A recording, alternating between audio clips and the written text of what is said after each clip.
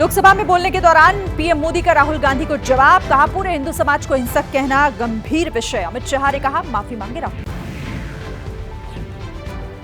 लोकसभा में राहुल गांधी का हिंदुओं को लेकर बड़ा बयान, कहा जो लोग अपने आप को हिंदू कहते हैं वो 24 घंटे हिंसा और नफरत करते हैं।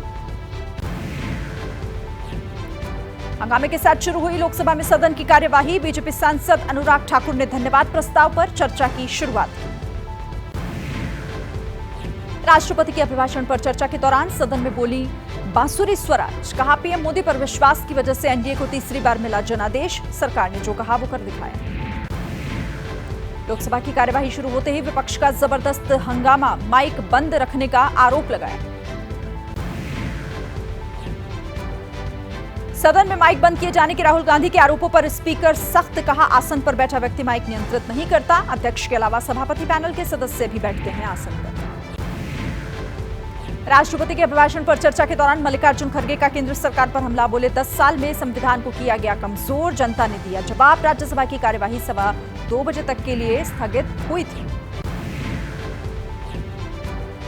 अरविंद केजरीवाल समेत विपक्षी नेताओं के खिलाफ जांच एजेंसीज की कार्रवाई के मुद्दे पर विपक्ष के नेताओं का हल्ला बोल। कार्यवाही शुरू होने से पहले संसद भवन परिसर में प्रदर्शन किया। नीट परीक्षा में गड़बड़ी को लेकर महाराष्ट्र विधानसभा परिसर में हुआ हंगामा। विपक्ष ने सरकार के खिलाफ नारेबाजी की, दोषियों के खिलाफ सख्त कार्रवाई की मांग की। नीट परीक्षा में धांधली को लेकर हैदराबाद में एनएसयूआई समेत कई छात्र संगठनों के कार्यकर्ताओं का जोरदार प्रदर्शन। तत्काल प्रभाव से परीक्षा को कैंसिल कर नए सिरे से एग्जाम कराने की मांग। मध्य प्रदेश विधानसभा की कार्रवाई शुरू होने से पहले विपक्ष का हंगामा। कांग्रेस विधायकों ने डॉक्टर का यूनिफॉर्म पहनकर नर्सिंग घोटाले का विरोध किया। पूरे मामले पर सदन में चर्चा की मांग। नए आपराधिक कानूनों पर बोले गृह मंत्री अमित शाह, कहा अंग्रेजों ने बनाए कानून आज से निरस्त, अब दंड नहीं लोगों को न्याय मिलेगा।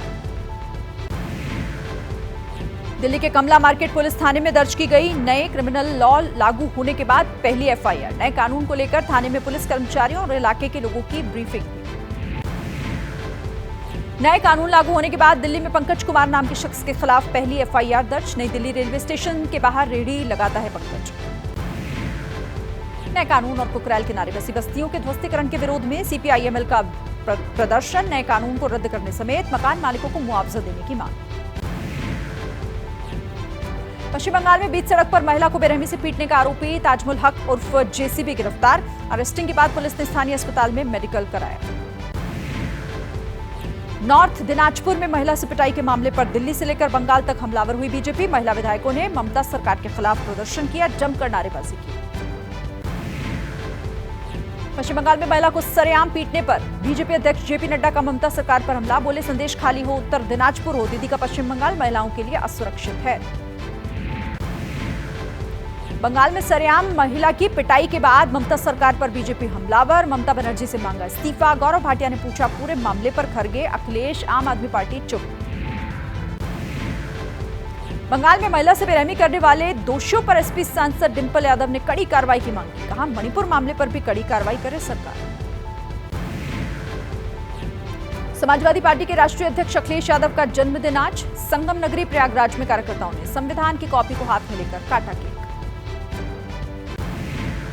परमवीर अब्दुल हमीद की जयंती पर गाजीपुर पहुंचे मोहन भागवत। अब्दुल हमीद और उनकी पत्नी की प्रतिमा पर माल्यार्पण किया। हमीद पर लिखी पुस्तक का भी अनावरण किया। जनरल उपेंद्र द्विवेदी ने 30वें सेना प्रमुख के तौर पर कार्यभार संभालने के बाद शहीदों को दी श्रद्धांजलि। कहा भारतीय सेना हर चुनौती का सामना करने के लिए पूरी तरह तैयार।